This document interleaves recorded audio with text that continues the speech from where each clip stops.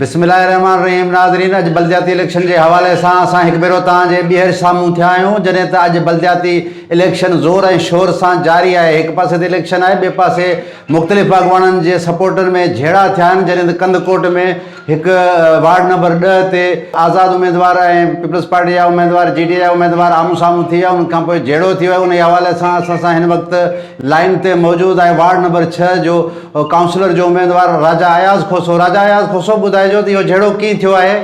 भाउ मुकमल जयमाली खां वठी करे पोलिंग स्टार्ट थी आहे, धांधली जी शुरूआत लगी पई आहे। हिते को बि माना अहिड़ो को सिस्टम न आहे। मां रेंजर्स के भी शिकायत कई आहे ऐं मां इलेक्शन कमीशन सां बि ॻाल्हायो आहे। हिते मुंहिंजा जेके वोटर आहिनि, जेको कंदकोट जो जेको शहूर आहे, उनखे रोकियो थो वञे त बाबा तव्हां हिते जेको आहे वोट न कयो। हिते फुल टाइम पीपल्स पार्टी बदमाशी मचाई वेठी आहे पंहिंजी।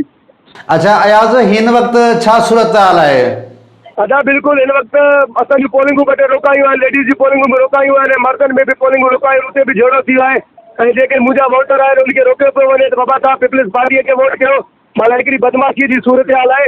ऐं असां रेंजर्स खे बि शिकायतूं कयूं आहिनि। असां जेको आहे त पंहिंजो इलेक्शन कमीशन सां बि ॻाल्हायो आहे, अञा बि को मामिलो असां न आहे पहुतो था। ठीकु आहे। अच्छा, हिन वक़्तु पोलिंग में जेको वोटर आहे उहो वोट पोलिंग जो अमल जारी आहे, वोट हलनि था?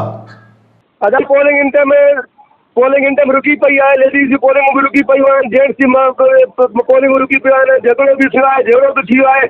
माना हिकिड़े क़िस्म सां बदमाशी तौरु माना हिकिड़ी फुल टाइम जेको टोटल माना पुलिस आहे, टोटल जेको अमला आहिनि, टोटल उनजे आदो आहिनि, उनजे साम्हूं आहिनि। सभु कुझु माना उनखे जेको आहे ॾियारी वारी माना हिकिड़े क़िस्म सां धांधली हले पई। वरी महिरबानी। राजा अयाज़ खोसो कंदकोट जे वार्ड नंबर 6 तां आज़ाद उम्मीदवार तौरु बीठा आहे। नाज़रीन, तव्हांखे हिकु भेरो ॿीहर ॿुधाईंदा हलूं त कंदकोट में जीअं इलेक्शन जो आगाज़ थियो त पीपल्स पार्टी ऐं आज़ाद उम्मीदवार सपोर्टर में झेड़ो थी वियो, जंहिंखां पोइ लठबाज़ी कई वई आहे, जॾहिं त हिन वक़्तु पोलिंग जो अमल बंदि कयो वियो आहे।